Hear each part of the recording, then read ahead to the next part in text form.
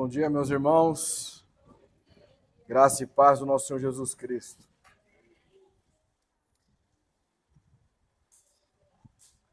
Estou um pouquinho gripado, os irmãos vão perceber na minha voz. Louvado seja Deus por mais este dia, porque a misericórdia do Senhor é boa e dura para sempre. Essa é a razão pela qual nós não somos consumidos, porque nós servimos um Deus bondoso e misericordioso. Queridos, hoje trabalharemos Salmo de número 25. Nós estamos trabalhando 3 séries simultâneas, né? Juízes, Salmos e Colossenses. Colossenses está um tempinho em stand-by.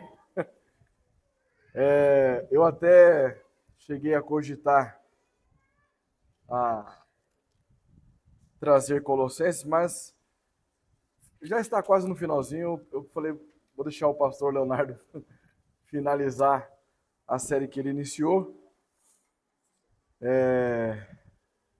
E eu também gosto muito do Antigo Testamento. Não que eu não gosto do Novo, mas eu gosto bastante do Antigo Testamento. Nós fizemos a exposição de João, foi maravilhoso a experiência.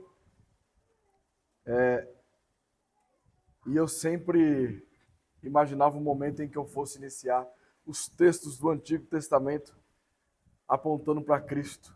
Porque, na verdade, toda a Escritura aponta para Cristo, de Gênesis a Apocalipse. O Salmo 25, o nosso título, nesta manhã, confiança no Deus que guia, perdoa e livra. Nós estamos observando tudo isso já na nossa liturgia, demonstrando a confiança no nosso Senhor, neste Deus que é bondoso, e sabendo, tendo total certeza de que Ele nos perdoa e nos livra, como nós lemos na nossa confissão. Salmo 25, vamos ao texto. Este é um salmo de Davi. A ti, Senhor, elevo a minha alma. Deus meu, em ti confio. Não seja eu envergonhado, nem exultem sobre mim os meus inimigos. Com efeito, dos que em ti esperam, ninguém será envergonhado. Envergonhados serão os que, sem causa, procedem traiçoeiramente. Faze-me, Senhor, conhecer os teus caminhos. Ensina-me as tuas veredas. Guia-me na tua verdade e ensina-me, pois tu és o Deus da minha salvação, em quem eu espero todo dia. Lembra-te, Senhor, das tuas misericórdias e das tuas bondades, que são desde a eternidade. Não te lembres dos meus pecados da mocidade, nem das minhas transgressões. Lembra-te de mim segundo a tua misericórdia, por causa da tua bondade, ó Senhor. Bom e reto é o Senhor, por isso aponta o caminho aos pecadores. Guia os humildes na justiça e ensina aos mansos o seu caminho. Todas as veredas do Senhor são misericórdia e verdade para os que guardam a sua aliança e os seus testemunhos. Por causa do teu nome, Senhor, perdoa a minha iniquidade, que é grande. Ao homem que teme ao Senhor, ele o instruirá no caminho que deve escolher. Na prosperidade repousará a sua alma, e a sua descendência herdará a terra. A intimidade do Senhor é para os que o temem, aos quais ele dará a conhecer a sua aliança. Os meus olhos se elevam continuamente ao Senhor, pois ele me tirará os pés do laço. Volta-te para mim e tem compaixão, porque estou sozinho e aflito. Alivia-me as tribulações do coração. Tira-me das minhas angústias. Considera as minhas aflições e o meu sofrimento e perdoa todos os meus pecados. Considera os meus inimigos, pois são muitos e me abominam com ódio cruel. Guarda minha alma e livra-me. Não seja eu envergonhado, pois em ti me refugio. Preserva-me a sinceridade e a retidão, porque em ti espero. Ó Deus, redime a Israel de todas as suas tribulações. Amém. Senhor nosso Deus, Deus misericordioso, Deus bondoso, que o Senhor abençoe este momento em que nós agora iremos desfrutar da Tua palavra. Que sejamos fortalecidos, encorajados para viver uma vida de total confiança no Senhor. Nos guia, Senhor, nos perdoando de nossos pecados e nos livrando do mal. Em nome de Jesus. Amém.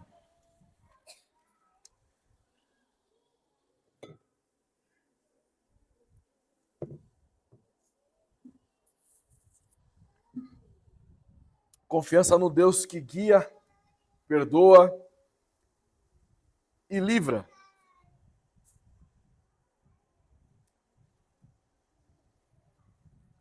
Pequeninos, papais, atente-se a esta breve introdução. Todos vocês, crianças, Esther, Oliver, Moisés, Luquinhas, Pedrinho, todas as crianças, todas.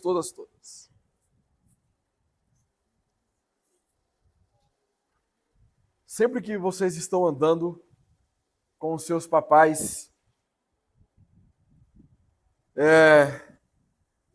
e aí então vocês estão diante de uma avenida, uma rua bem movimentada, onde passa muitos carros.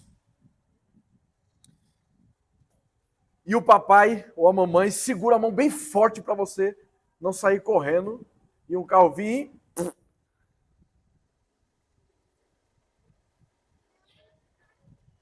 Por que eles seguram bem forte? Para proteger vocês. Por quê? Porque as crianças, elas não entendem todos os perigos. E nem sabem para onde ir. Então, se deixar, elas saem correndo no meio da rua. Se bobear, se for menino, quer dar até uma estrelinha no meio, lá na rua ainda. Mas, quando vocês estão do lado do papai, tá ouvindo aí, senhor Martim? Tá lá com o Marcelão, ele segura bem forte na sua mão para você não atravessar. Você se sente mais seguro.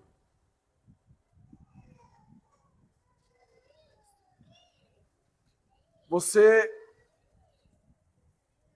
olha bem para o papai e fala, nossa, eu posso atravessar tranquilo, porque meu pai está me segurando, nada vai acontecer comigo.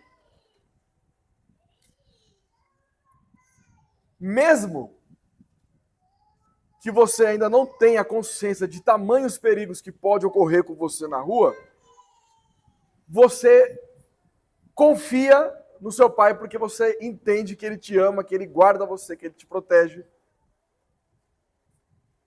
E ele não vai deixar que você caia no seu próprio erro e às vezes pode sofrer consequências graves. É assim a nossa vida. Aos adultos, muitas vezes, nós não entendemos os caminhos que enfrentamos. Medo, erros, insegurança, inimigos, talvez aparentemente as pessoas que olham para você hoje possam acreditar que está tudo bem contigo. Porém, talvez você esteja me ouvindo passando por um sofrimento, por uma angústia, por um medo, por uma dor.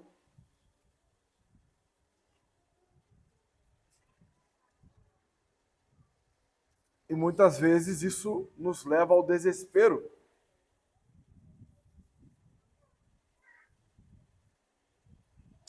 Quando Davi escreve este salmo, ele está com um mix destes sentimentos que eu estou descrevendo. Sobretudo, uma coisa sobressai a todos estes sentimentos. Ele confia no Senhor. O Salmo 25 é como a criança segurando a mão de Deus.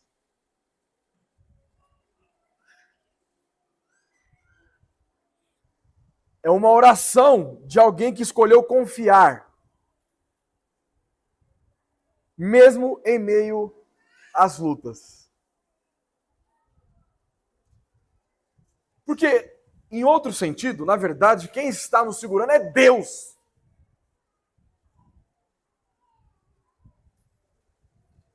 Nós estamos ali com as aflições, mas não deixamos de confiar no Senhor, porque nós temos a convicção de que Ele nos preserva, de que Ele nos guarda.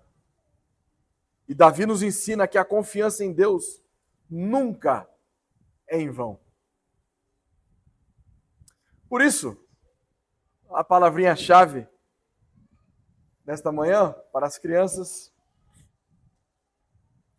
nós costumamos dizer que é para as crianças, mas essas palavras-chave nos ajudam até mesmo depois em casa a estudar melhor a passagem. Então, na verdade, a palavra-chave é para todos, de 0 a 100 anos. Se a gente tiver mais de 100 anos, aí provavelmente já está seguro com o Pai lá na eternidade.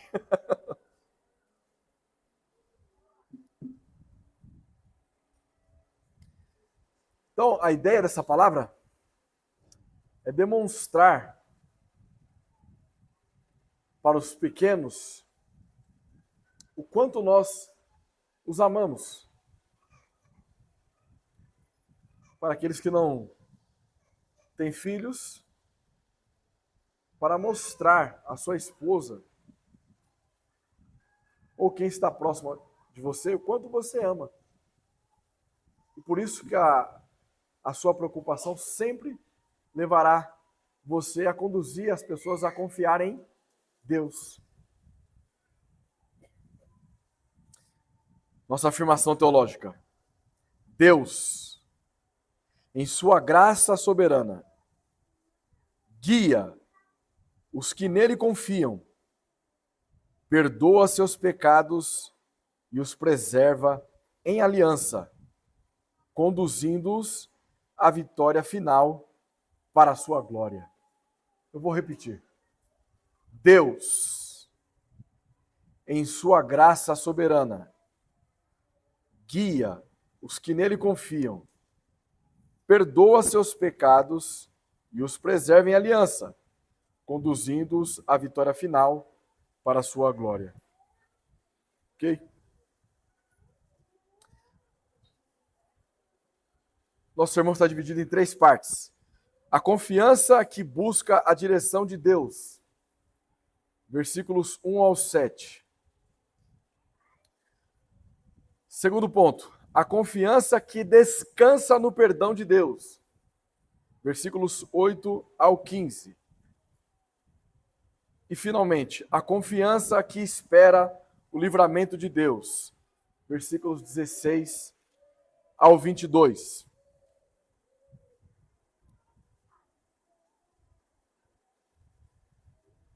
Neste salmo, então, veremos que a confiança verdadeira no Senhor se manifesta de três formas claras. Buscamos sua direção para os nossos caminhos, descansamos em seu perdão, porque ele é misericordioso e bondoso, e esperamos pelo seu livramento, porque nele nós encontramos a esperança. Vamos ao primeiro ponto. A confiança que busca a direção de Deus. Vamos lá, novamente, versículos 1 ao 7. A ti, Senhor, eleva a minha alma. Deus meu, em ti confio. Não seja eu envergonhado, nem exultem sobre mim os meus inimigos. Com efeito, dos que em ti esperam, ninguém será envergonhado. Envergonhados serão os que, sem causa, procedem traiçoeiramente. Faze-me, Senhor, conhecer os teus caminhos. Ensina-me as tuas veredas. Guia-me na tua verdade e ensina-me, pois tu és o Deus da minha salvação, em quem eu espero todo o dia. Lembra-te, Senhor, das tuas misericórdias e das tuas bondades, que são desde a eternidade. Não te lembre dos meus pecados, da mocidade, nem das minhas transgressões. Lembra-te de mim segundo a tua misericórdia, por causa da tua bondade, ó Senhor. A confiança que busca a direção de Deus, nosso primeiro subponto, um coração elevado ao Senhor, porque o texto diz, a ti, Senhor, elevo a minha alma. Calvino destaca que isso é o abandono total de si mesmo. Quando nós expressamos o que Davi está dizendo, a ti, Senhor, eleva a minha alma, nós estamos destacando que isso é um abandono total de nós mesmos, para uma confiança total no Senhor. Então, aqui, não é apenas oração, mas uma rendição ao Senhor. É demonstrar que nós estamos em total submissão a este Deus que nos resgatou do poder das trevas, da escuridão, do pecado. Por isso nós elevamos os nossos olhos, o nosso coração, a nossa alma ao Senhor, abandonando a nós mesmos para confiarmos somente nele. E aqui, nós podemos levar em consideração que outras pessoas podem elevar sua alma a ídolos. Lembra do capítulo 24? Olhem aí comigo no versículo 4. O que é limpo de mãos e puro de coração, que não entrega sua alma à falsidade, nem jura dolosamente. Quando nós fizemos a exposição deste salmo, nós refletimos um pouco sobre quem são aquelas pessoas puras de coração. Uma pessoa pura de coração é aquela pessoa que confia somente em Jesus Cristo. Essa pessoa ela não está confiando em falsos deuses, em ídolos, mas há uma possibilidade real de pessoas elevarem as suas almas a falsos ídolos, que na verdade não passam de substitutos manufaturados para Deus. Satanás consegue nos tentar, porque temos pensamentos e desejos idólatras. Nós temos refletido bastante sobre isso nas exposições de Juízo, não é verdade? Por isso que é tão importante ter consciência do que estamos pensando, do que estamos fazendo, do que estamos colocando em prática, porque os nossos pensamentos e as nossas inclinações, nossas ações, podem ser pecaminosas. Precisamos lembrar de que o medo de perder algo e as fantasias de prazer nascem de nossos desejos idólatras. E são esses desejos que nos tornam presa fácil para o inimigo. Todas as vezes em que você não está disposto ou disposta a ceder a alguma coisa, você precisa sondar o seu coração e entender por que você não está disposto a ceder aquilo. Porque a resposta disso pode ser um ídolo que está no seu coração. E aí, então, você não tem condições alguma de dizer: a ti, Senhor, eleva a minha alma. Porque a sua alma já está elevada a um ídolo.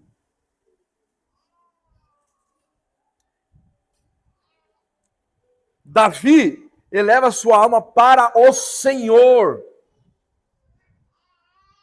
Porque ele entende que Deus é a única fonte verdadeira de ânimo. Então, se tem alguma coisa na sua vida que precisa de uma injeção de ânimo, para que você então possa dizer: agora sim eu estou feliz, aquilo ali é o seu Deus. Aquilo ali está movendo a sua volição, sua vontade, seus desejos, suas inclinações. Se algo à parte de Deus precisa necessariamente na sua vida, para que você então tenha ânimo, aquilo é o seu Deus.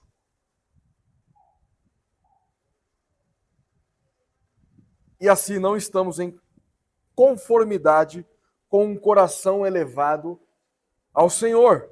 Por quê? Porque o coração elevado ao Senhor é aquele que confia em Deus e que rejeita a vergonha. Porque nos versículos 2 e 3, Deus meu, em ti confio, não seja eu envergonhado.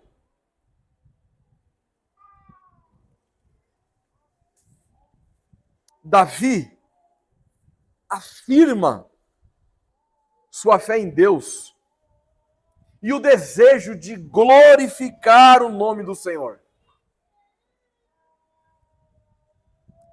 Ele não quer fracassar e envergonhar o nome do Senhor. Porque não seja eu envergonhado, essa expressão aqui, ela tem um significado de se sentir desapontado na esperança. Então é quando nós dizemos que confiamos em Deus. Então você está na luta, você está na dificuldade, você está na crise. E você diz: eu confio no Senhor. Mas você tem vergonha de expressar a sua confiança em Deus, porque se algo der errado, as pessoas vão julgar você dizendo que a sua confiança é uma confiança em vão. Mas a confiança em Deus não nos leva à vergonha. Envergonhados são aqueles que não confiam em Deus.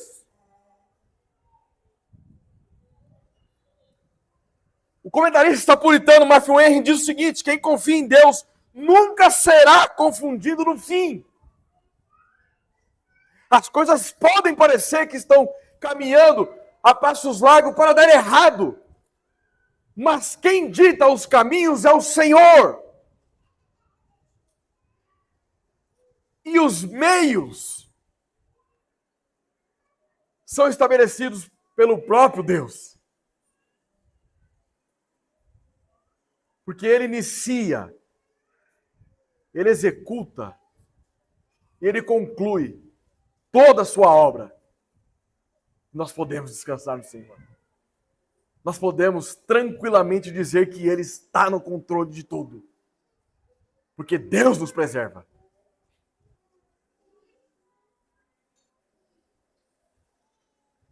Então, Magali, Shirlane, Júlia, todas as mamães que estão em gestação, ou aquelas que almejam uma gestação,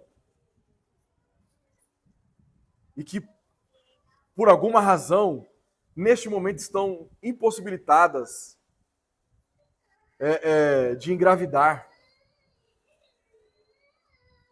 E isso acaba gerando um desconforto nas pessoas. Que eu queria tanto ser mãe, mas não consigo.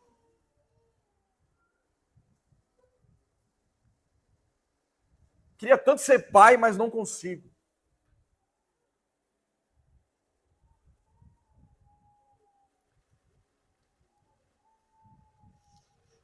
Na sua maior aflição, Deus está no controle. A sua vida está sendo descrita da maneira exata que Deus planejou para você.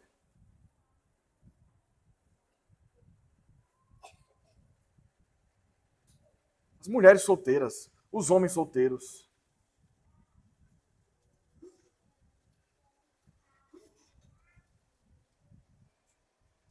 Todos nós estamos no controle soberano de Deus.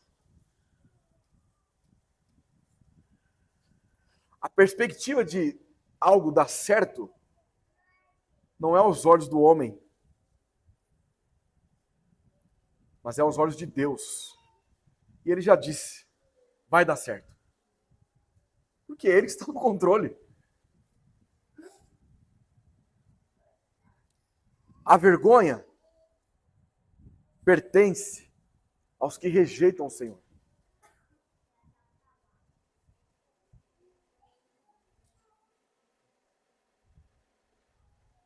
Ninguém que confia no Senhor, ninguém, meu irmão, será envergonhado.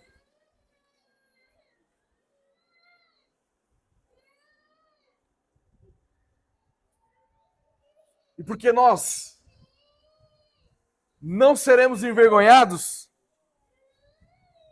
nós clamamos por ensino e direção no caminho do Senhor. Porque nos versículos 4 e 5, faze-me, Senhor, conhecer os teus caminhos, ensine-me as tuas veredas, guia-me na tua verdade e ensina-me, pois tu és o Deus da minha salvação, em quem eu espero todo o dia.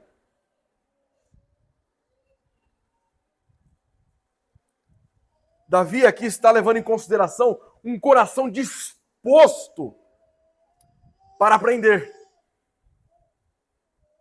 Coração obediente. Ensina-me, Senhor.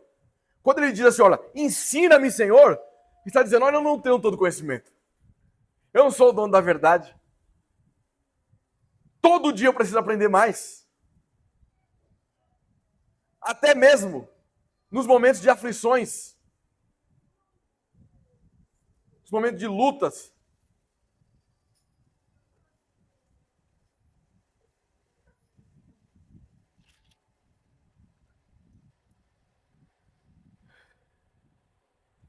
John Gill, comentarista bíblico, batista, diz o seguinte, Deus não apenas salva, Ele instrui o caminho da salvação.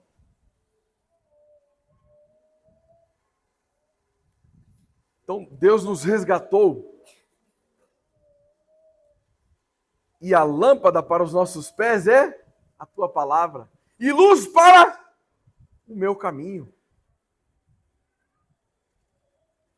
Pela palavra de Deus eu sei onde nós vamos chegar. Isso é uma demonstração de confiança, porque a confiança verdadeira deseja aprender e obedecer. Faze-me conhecer os teus caminhos. Eu quero aprender para que então eu obedeça ao Senhor. Quanto mais eu aprendo, mais eu obedeço.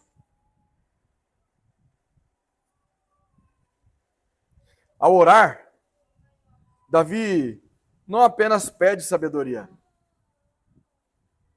mas também discernimento para compreender a palavra.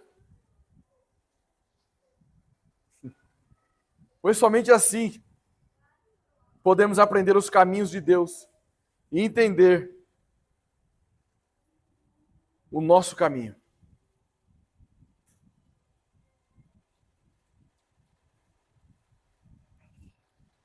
A súplica, guia-me na tua verdade,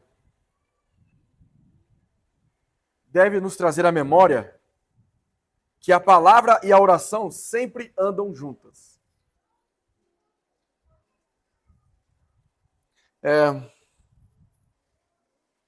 Então, quando eu vejo pessoas que afirmam uma doxologia, doxologia é uma expressão de louvor e adoração a Deus. Então elas dizem que querem adorar a Deus. Então elas cantam e oram, mas elas não querem saber de teologia, elas não querem aprender mais sobre Deus. E a ignorância nos leva à apostasia, a ignorância nos leva à mornidão, a apostasia nos leva a ignorância nos leva a um culto híbrido, ralo e superficial. Porque quando menos nós esperamos, estamos adorando um falso Deus, um Deus imaginário, alguém que não é o Deus descrito pelas Sagradas Escrituras.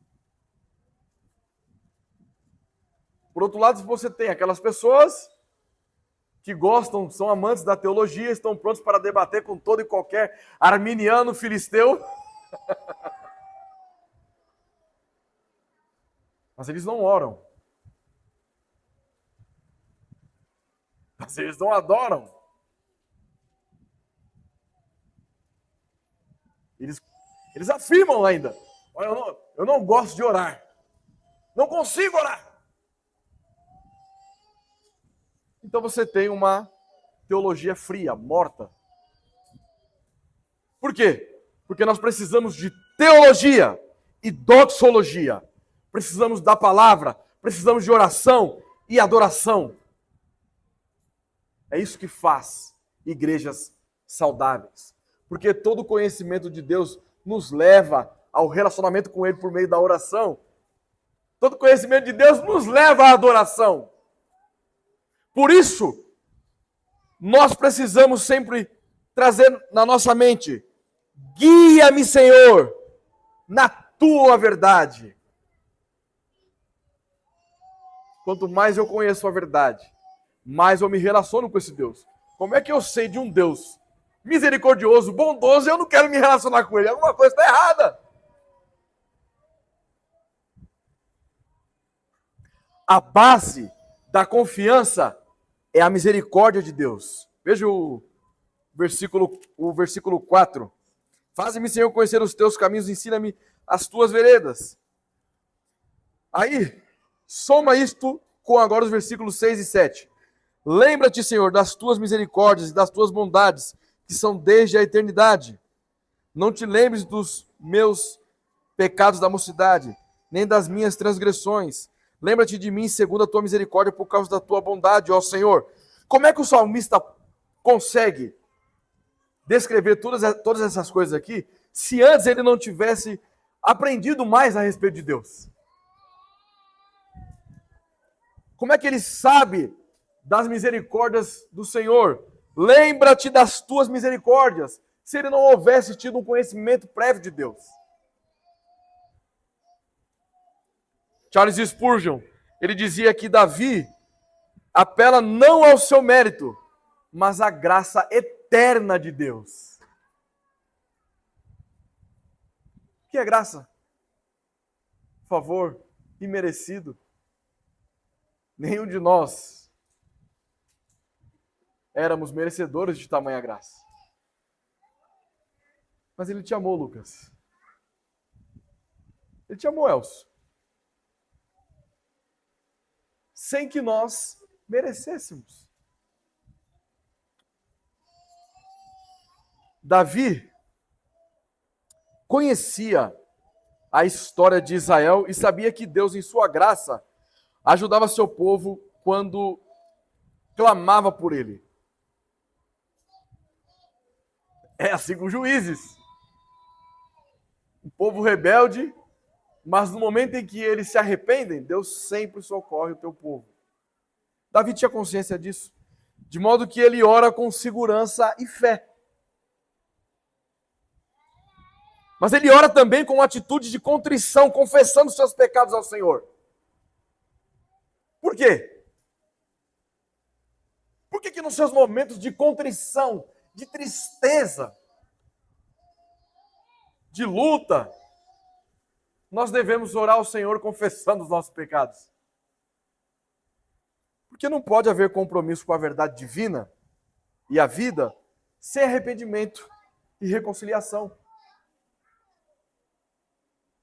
A vida de todo cristão é marcada pelo arrependimento. Não existe um cristão sequer que não tenha se arrependido. Ah, eu conheço um. Não conheço não, ele é um falso cristão. Ele não nasceu de novo. Se ele nasceu de novo, ele se arrepende.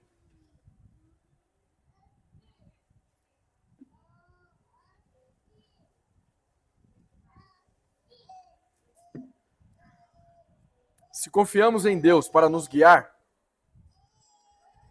precisamos também confiar nele para lidar com aquilo que mais nos pesa, os nossos pecados. Vamos ao ponto 2. A confiança que descansa no perdão de Deus. Vamos lá, versículos 8 ao 15. Diz o seguinte: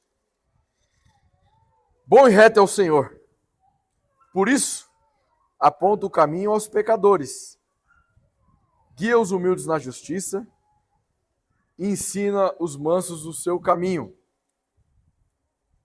Todas as veredas do Senhor são misericórdia e verdade para os que guardam a sua aliança e os teus testemunhos. Por causa do teu nome, Senhor, perdoa a minha iniquidade, que é grande. Ao homem que teme ao Senhor, ele instruirá no caminho que deve escolher. Na prosperidade repousará a sua alma, e a sua descendência herdará a terra. A intimidade do Senhor é para os que temem, aos quais ele dará a conhecer a sua aliança. Os meus olhos se elevam continuamente ao Senhor, pois ele me tirará os pés do laço. Note que Davi, ele vai reafirmando o início da sua oração. Agora no versículo 15 ele reafirma que ele elevará os olhos continuamente ao Senhor. Nós temos aqui um subponto a este ponto, chamado Deus ensina pecadores não perfeitos. Porque o texto diz assim, bom e reto é o Senhor. A condição divina para tudo isso que nós estamos tratando aqui é a natureza de Deus. Ele é um Deus misericordioso, ele é um Deus bondoso. Por isso que Davi tem confiança e segurança no Senhor. Por isso que ele clama ao Senhor, porque ele entende o caráter de Deus, ele entende quem é Deus. Porque Deus se revelou a Davi desta forma. Agora, a condição humana é que os pecadores se tornem humildes. Ou seja, o que significa aqui os humildes? Aquela pessoa pobrezinha, sabe? Que as pessoas confundem pobreza com humildade. Então, quando olhamos algumas pessoas assim, de uma condição financeira bem ruim, nós temos o vício de linguagem de atribuir a elas humildade. Sabe aquela pessoa lá bem humildezinha, tem uma casa bem humilde? Isso não é sinônimo de humildade. Não segundo os preceitos bíblicos. Porque se nós afirmássemos categoricamente isso, nós estaríamos dizendo que não existe ricos humildes. Não é verdade? Mas Lá em Mateus, no Sermão do Monte, bem-aventurados os pobres de espírito, ou os humildes de espírito em algumas traduções. O que significa ser humilde? São todas aquelas pessoas que olharam para si, não encontraram absolutamente nada de bom. A única coisa que encontraram era pecado. Portanto, uma insuficiência de salvação pelos seus próprios méritos. Isso é ser humilde, segundo a Escritura. Humildade consiste em você olhar para si mesmo e compreender o que o apóstolo Paulo diz quando ele afirma lá em Romanos: não há um justo sequer, não há ninguém que faça o bem, todos pecaram e destituídos da glória de Deus estão. Se você entende que você é assim, você tem indícios de que você é uma pessoa humilde. Então, aqui a ideia significa, então, aqueles que se humilham diante dele e guardam a aliança.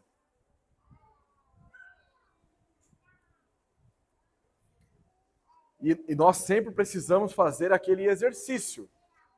Davi, diferente lá de Juízes, ele não está fixado ainda que esteja moralmente ao pacto mosaico, mas em Davi nós temos uma nova aliança, a aliança davídica, reafirmando as promessas de Deus. Então, Davi, ele sabe o que Deus havia estabelecido com ele. Por isso ele se humilha diante do Senhor. Agora nós, que estamos no pacto da graça, nós nos humilhamos diante de Deus porque sabemos tudo aquilo que Cristo realizou por nós na cruz, sendo nós ainda mortos em nossos delitos e pecados.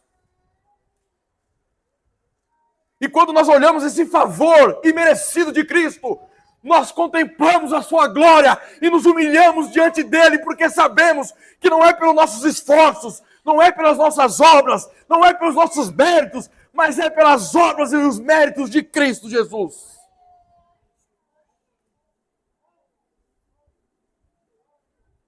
João Calvino dizia que Deus não ensina os justos em si mesmos, mas os que reconhecem a sua miséria. Se você se sente um justo diante de Deus por causa dos seus esforços, você jamais terá acesso ao ensino divino de Deus. Mas se você reconhece a sua miséria, os seus pecados e a sua total dependência de Cristo, certamente o que está aqui se aplicará em sua vida.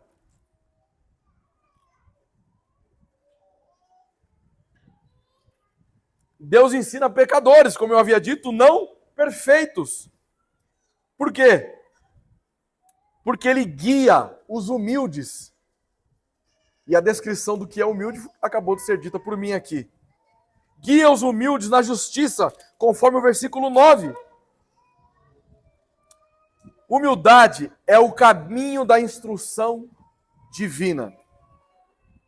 Então, todas as vezes que nós nos depararmos com essa expressão humildade, humildes, devemos levar em consideração sempre quem nós somos e de quem nós dependemos. Essas pessoas que reconhecem quem são e reconhecem a quem elas dependem, ou melhor, a quem elas dependem, elas são guiadas na justiça de Cristo, na verdade de Cristo. Se nos sujeitarmos a Ele com mansidão, o Senhor ensinará os seus caminhos. Mas, se formos arrogantes, Ele nos calará com a sua justiça.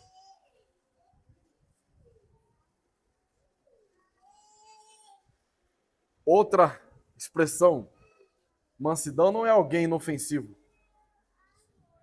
ou um covarde. Existia uma música, né? Que Saul matou 1000 e Davi matou 10.000 e o homem era manso, hein? Mansidão também não é sinônimo de frouxidão.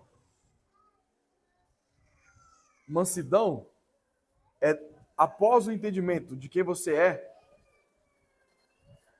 você mostra a sua dependência a Deus. E aí, portanto, você já chega à compreensão de que você não é melhor do que o próximo.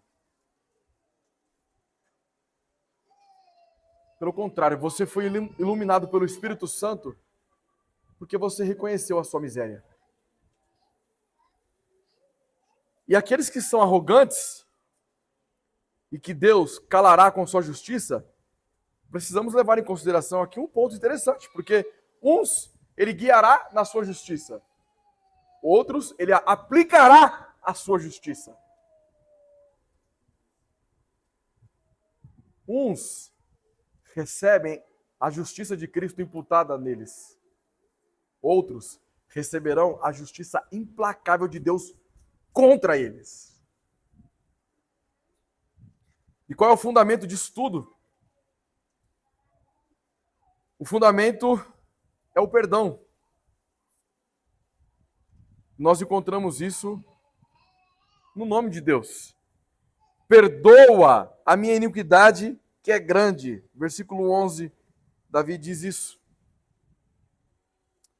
E eu anotei algumas coisas aqui para destacar com os irmãos. Como Deus guia os que se humilham diante dele, Davi ocupa o lugar mais baixo. Se coloca lá embaixo. É o rei de Israel prostrado diante do rei dos reis. Que maravilha isso. O pecado não é apenas passado, mas também presente. E nos versículos 6 e 7, Davi apelou à compaixão, ao amor e à bondade de Deus. No versículo 8, ele apelou à sua retidão moral.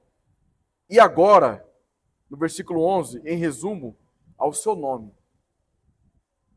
Tudo que Deus revelou acerca de si mesmo, seu coração e vontade. Antes de eu continuar como que Deus se revelou a Davi, eu quero falar um pouquinho a respeito aqui do seu coração, né?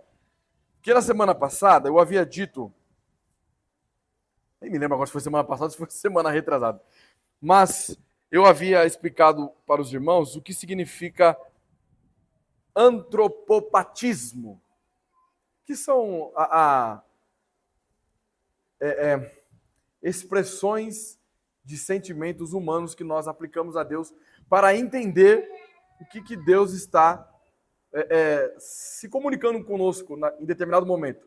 Então, quando nós dizemos Deus se irou, Deus se alegrou, isso é antropopatismo.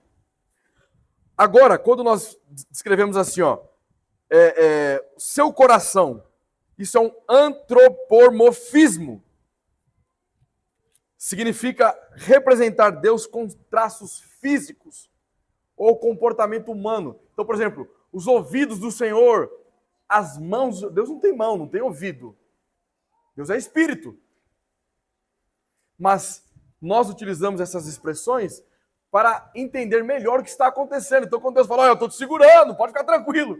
Então, não é que tem uma mão ali segurando... Mas é para nós entendermos, porque a nossa mente é finita, não consegue compreender que Deus é esse. Então, quando eu expresso aqui coração, também é para que nós entendamos o que nós queremos expressar aqui que Davi entendeu. Então, essa expressão coração é uma perspectiva de como Davi entendia a respeito de Deus. Então, Deus revelou acerca de si mesmo em seu coração e vontade, sua integridade moral e retidão, tudo isso anda juntos no perdão da iniquidade. Davi está apelando para quem Deus é. Por isso que ele diz no versículo 11 aí, por causa do teu nome, por aquilo que o Senhor é, um Deus misericordioso, um Deus bondoso, um Deus longânimo, um Deus reto, íntegro, um Deus justo. Por amor ao teu nome, perdoa as minhas iniquidades. por tudo aquilo que o Senhor é, em teu nome, não é no meu. Eu sou o rei de Israel, mas o Senhor é o rei de todo o universo. Perdoa-me, Senhor, as minhas iniquidades, embora elas sejam grandes. Por isso que nós temos total segurança, e isso nos leva a uma confiança de quando nós pecarmos contra Deus, olhar para cima e dizer: Deus, me perdoa. Mas não porque eu sou bom, mas por amor ao teu nome, por amor a quem o Senhor é, por amor ao teu Filho, Jesus Cristo, que se revelou a nós. O Verbo se fez carne. Tudo isso aqui que Davi está dizendo foi encarnado na pessoa do Filho. Então, esse coração, essa vontade, essa integridade moral, essa retidão, a justiça, a bondade, a misericórdia de Deus se revelou no Filho. Foi encarnado e ele caminhou conosco. Não somente isso. Ele viveu uma vida íntegra, justa, perfeita. E por amor à tua igreja, ele se entregou na cruz do Calvário, morrendo para que no terceiro dia ele ressuscitasse. A ponto do que o apóstolo Paulo responde aquilo que Davi está dizendo aqui: perdoa as minhas iniquidades. E depois daquilo que Cristo realizou por nós na cruz, o apóstolo Paulo vai dizer assim a todos os eleitos: portanto, não há mais condenação para aqueles que estão em Cristo Jesus. Você está justificado. Você está perdoado por causa da obra vicária de Cristo. Podemos confiar então, queridos, que Deus usará de misericórdia e graça para aqueles para com aqueles que se arrependem dos seus pecados. Todos aqueles que se arrependem dos seus pecados irão obter graça e misericórdia de um Deus que ama o seu povo. Quanto maior o pecado, maior a necessidade de graça, dizia Spurgeon. O perdão revela a glória do nome de Deus. Sabe, todas as vezes em que você se arrepende, os méritos do seu arrependimento é Deus, porque é o Espírito Santo que convence o homem do pecado, da justiça e do juízo. E todas as vezes que nós recebemos o perdão após o arrependimento, isso manifesta a glória de Deus na sua igreja. E isso nos leva a ter a intimidade da aliança. Porque o versículo 14 diz que o segredo do Senhor é para os que o temem. Quem são os que o temem? John Gill dizia que Deus revela seus pactos aos seus eleitos. Aqui vemos a beleza da aliança. Deus se dá a conhecer a todo aquele que professa uma fé autêntica nele. E todos aqueles que professam uma fé autêntica nele são o povo exclusivo de Deus. Todos aqueles que fazem parte da nova aliança, todos aqueles que estão pactuados, aliançados por causa do sangue vicário de Cristo. As bênçãos, queridos, são abundantes para qualquer um que teme ao Senhor. Só teme ao Senhor aqueles que tiveram corações regenerados e transformados. Se você teme ao Senhor, é uma boa razão para você se alegrar. Porque não há temor ao Senhor do ímpio. Por que nós ficamos tão incomodados? Salvo engano, no domingo passado, na IBD, pastor Leonardo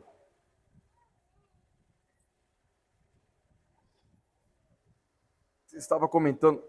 Não, na verdade não foi nem o pastor Leonardo. Na verdade foi o. Estava assistindo um vídeo esses dias aqui do Francisco Tourinho. Ele estava, não sei se está ainda, mas ele estava aqui em São Paulo. E ele havia dito de algumas pessoas que quando estão em uma roda de amigos, eles se alegram em dizer, por exemplo, que traiu a esposa. Eles falam isso sem temor algum. E isso muitas vezes nos espanta. Por quê? Porque nós nascemos de novo. Mas por que que...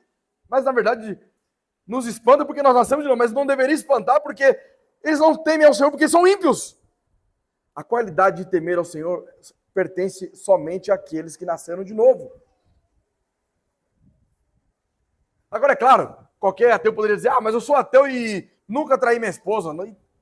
Mas em determinadas coisas, ou em indeterminadas coisas, você não teme ao Senhor.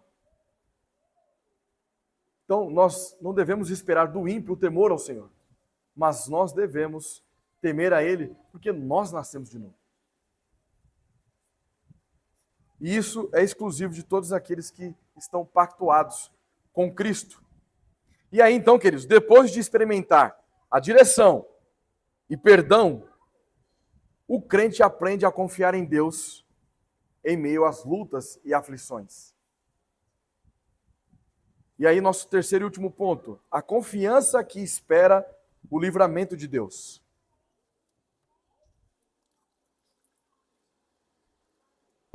O versículo 16 diz: volta-te para mim e tem compaixão, porque estou sozinho e aflito.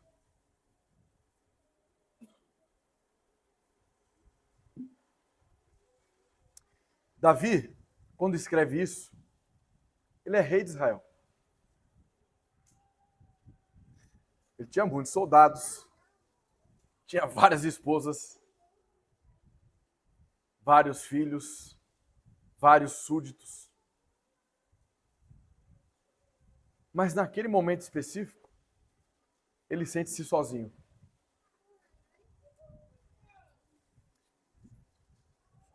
E talvez, neste exato momento, você está aqui me ouvindo, mas você se sente sozinho.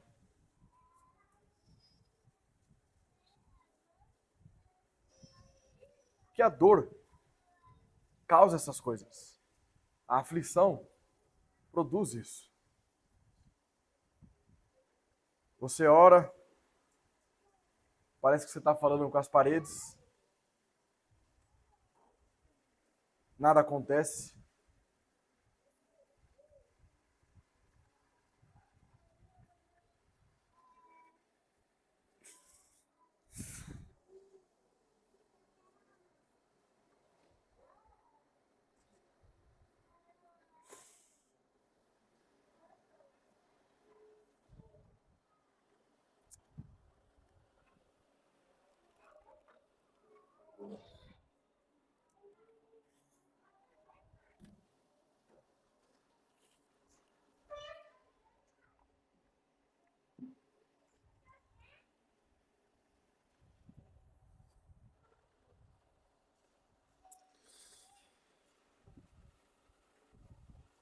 Você começa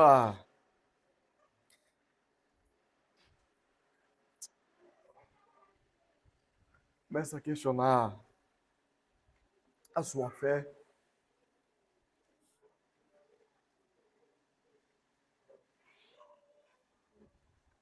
E às vezes não é uma coisa momentânea, às vezes é algo que acontece com você há alguns anos.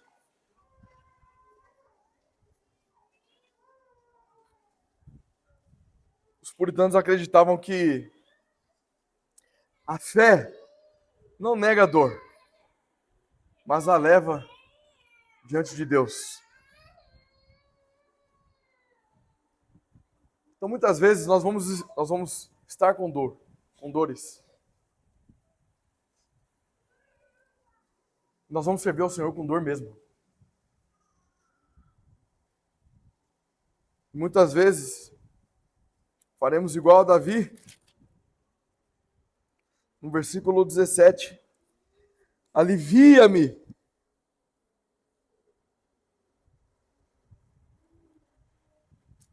É um crente falando aqui, não é um ímpio.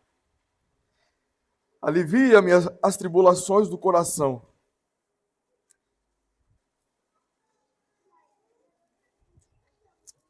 Desculpa.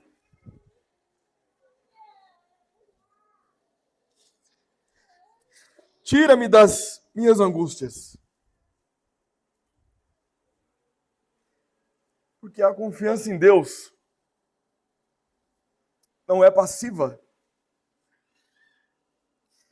Não é porque nós confiamos em Deus, nós não vamos passar por angústia, por dor, por sofrimento.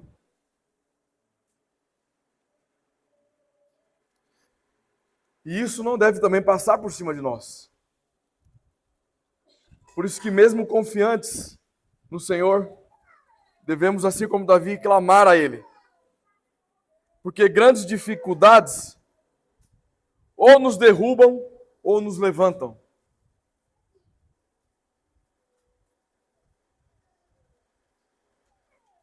A esperança na preservação divina vem no versículo 21. Preserve-me a sinceridade e a retidão, porque em ti espero. João Calvino dizia que Deus preserva aqueles que Ele mesmo transforma. Ou seja, quando você consegue orar ao Senhor nas suas lutas, é porque Deus está te preservando de você mesmo. Porque se não fosse Deus, você iria sucumbir ao sofrimento.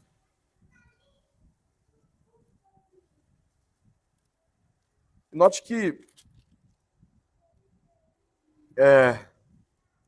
no último versículo, ó Deus, redime a Israel de todas as suas tribulações.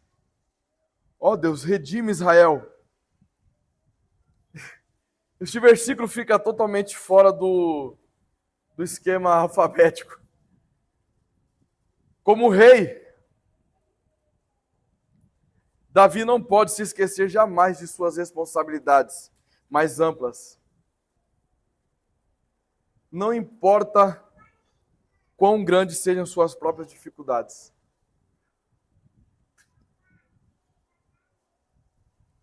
Uma vez um irmão veio conversar comigo.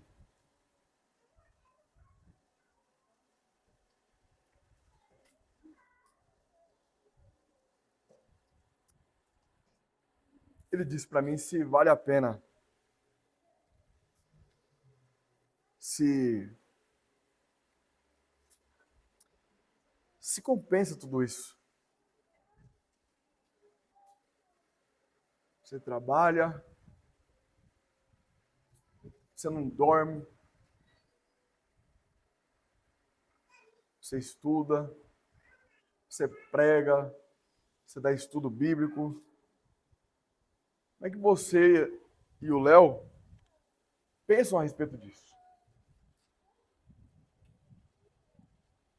Se perguntar para o Léo, ele não queria que fosse assim também, eu queria.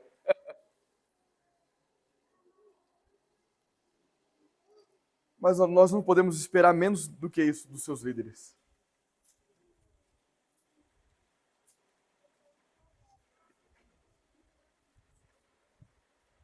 Davi, ele está angustiado. A situação dele está difícil, mas ele permanece confiando no Senhor. E a oração dele é: Deus, redime o meu povo, que na verdade é o teu povo. Ele precisava de ajuda, ele precisava de socorro, mas ele está intercedendo pelos outros.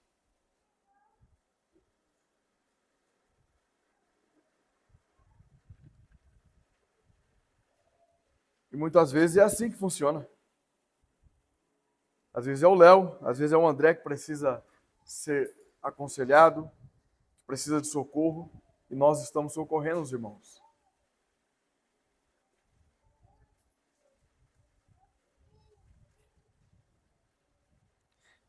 Isso demonstra algo superior ao sofrimento que o Léo e eu muitas vezes passamos. A fé pessoal se expande para a esperança comunitária.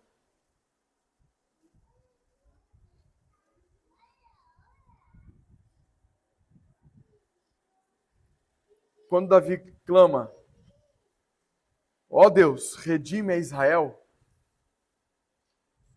é exatamente o que Cristo fez na cruz pelo Israel de Deus.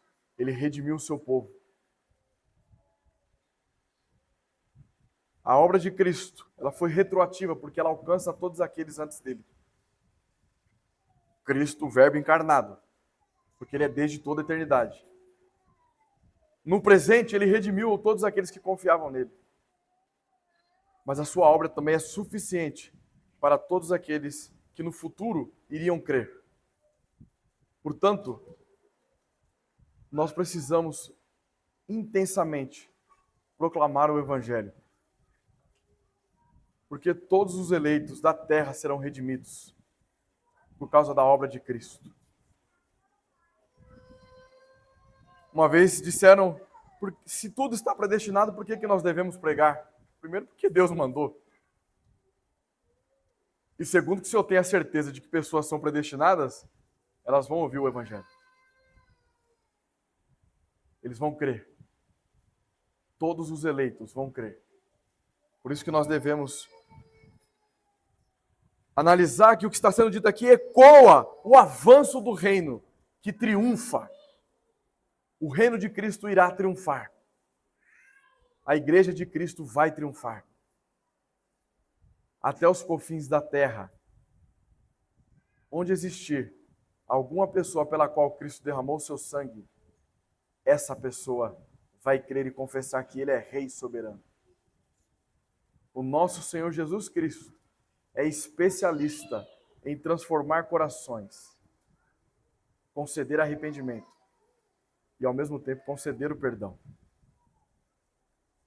Por isso, queridos, o Salmo 25 nos mostra que confiar em Deus não é um sentimento passageiro, mas uma postura de vida. Confiamos nele para nos guiar, confiamos nele para nos perdoar e confiamos nele para nos livrar. Esse é o Deus que nós servimos. E para finalizar, eu queria trazer 3 perguntas para a reflexão dos irmãos. O que você mais deseja? Não seja tão breve na sua resposta. Porque o que você mais deseja, você teme em não ter ou teme em perder. E o que você mais deseja é o que lhe traz alegria. De modo que se você perde, você tem muita tristeza. E se não consegue, você tem muita raiva. Quando você conseguir responder essas perguntas, você vai saber se você levantou algum altar no seu coração.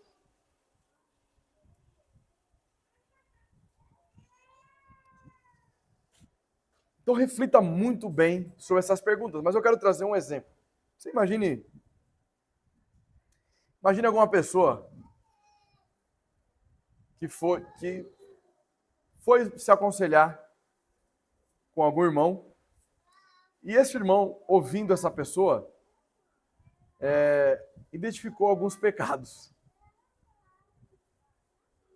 E chamou a pessoa ao arrependimento. Mas o que tem a ver com as perguntas que estão aqui?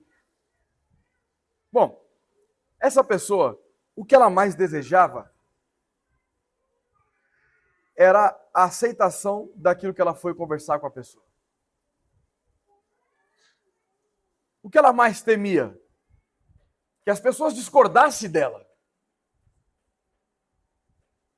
De modo que se aquele irmão não tivesse chamado ao arrependimento, mas tivesse, não, está certo tudo que você está falando, isso traz alegria. Mas quando o irmão chama ao arrependimento, isso traz tristeza. E essa pessoa agora ela fica com raiva do irmão. porque chamou ela ao arrependimento. Então, na verdade, a opinião que ela formou no coração é um ídolo. Percebe como nós facilmente criamos ídolos? Facilmente. E mais, agora que já que ele me chamou ao arrependimento assim, não tenho mais nem condições de falar alguma coisa com essa pessoa. Porque se eu falar, ele vai me exortar?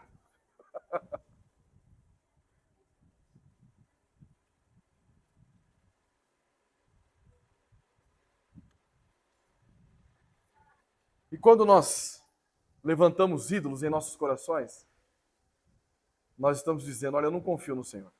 É o Senhor e mais alguma coisa. Queridos, é o Senhor que nos guia. É o Senhor que nos guarda, que nos protege, que nos perdoa, que nos livra de nós mesmos. Por isso, que tenhamos um coração contrito, arrependido, para a glória de Cristo. Amém. E amém.